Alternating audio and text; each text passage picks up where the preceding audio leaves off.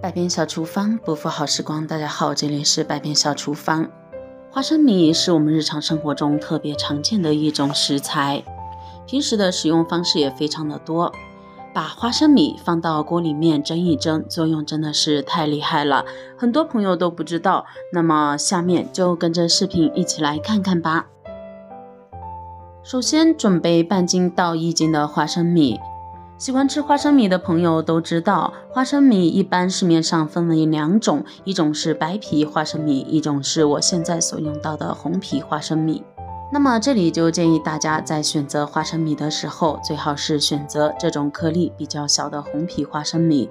这种的花生米吃起来呢，口感比白皮花生米更加的好，甜甜的。颗粒呢也比白皮花生米要小得多。准备好的花生米，我们把里面坏掉的花生捡出来，挑选干净后，往里面加入适量的清水，将花生米淘洗一下。因为花生米在晾晒还有放在柜台售卖的过程中，会沾染许多的灰尘和杂质，因此用之前一定要淘洗一下。花生米富含丰富的优质蛋白、脂肪、叶酸、膳食纤维、精氨酸、碳水化合物等，营养非常的丰富，但是呢，它的含油量也是非常的高的，因此花生米的热量也是比较高。淘洗干净花生米抓入碗中。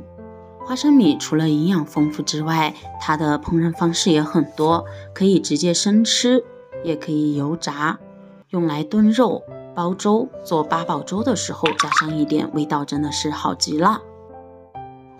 抓出来之后，我们再往里面加入适量的清水，将花生米浸泡半个小时以上，把它泡发起来。泡发起来的花生米呢，更容易熟。锅里面准备适量的清水，水烧开后，往上面放一个蒸屉，接着把泡好的花生米抓进来，平铺均匀。接着用筷子将它摊开、摊平、摊均匀。摊均匀之后呢，在蒸的过程中，花生受热才更均匀，也更容易被蒸熟。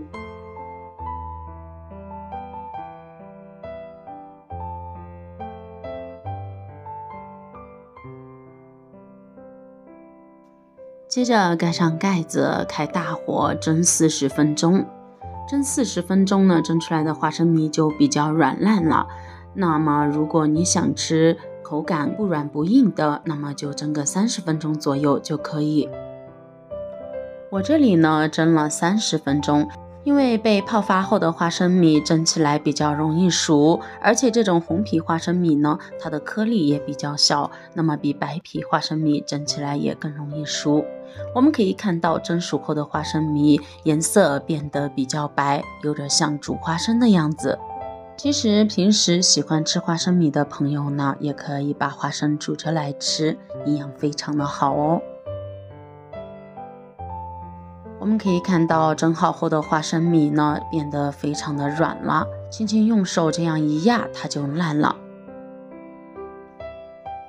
花生米蒸好之后，我们先不要管它，放在一旁晾凉备用。这个时间我们准备一个密封罐子，可以用家里面平时吃了榨菜呀、罐头什么的这种玻璃罐子，有个密封盖就可以。现在把这个罐子放入到蒸锅里面，开火把水蒸开后再蒸5分钟。被蒸过后的罐子呢，已经被完全杀菌消毒了。蒸好后的罐子我们把它取出来，刚蒸过的密封罐呢比较烫，一定要注意不要烫到自己哦。把罐子和盖子也放在一旁，让它晾凉，把里面的水汽晾干。水汽晾干后，现在我们把放凉的花生米依次放入到密封罐里。那么像家里面没有这种密封罐的朋友呢，也可以用其他的碗呢，或者是其他玻璃瓶代替，但是绝对不能用铁器或者是塑料的罐子来代替哦。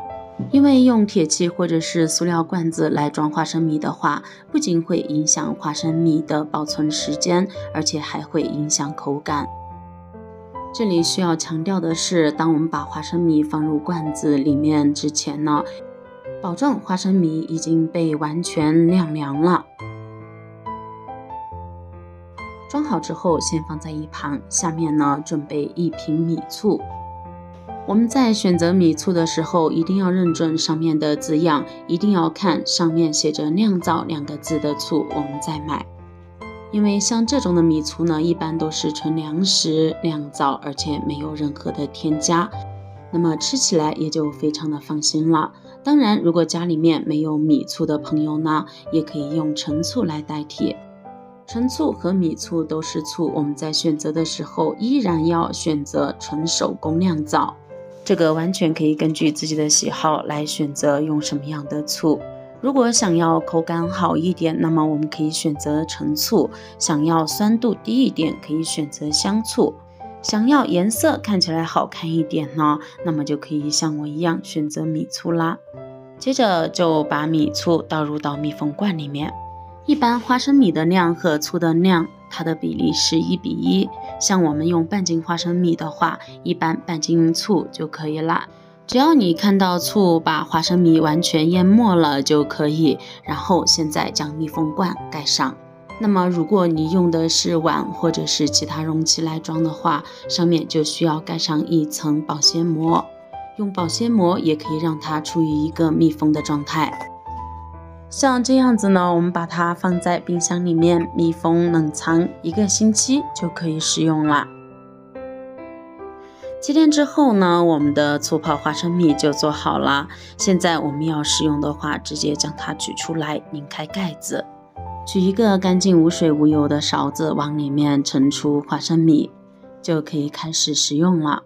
花生米含有人体所需的不饱和脂肪酸，但是油类含量高，热量大，有油腻感。当我们加上醋来浸泡后呢，就可以起到一个解腻生香的作用。醋泡花生虽然好吃，营养丰富，但是呢，一次性也不能吃太多。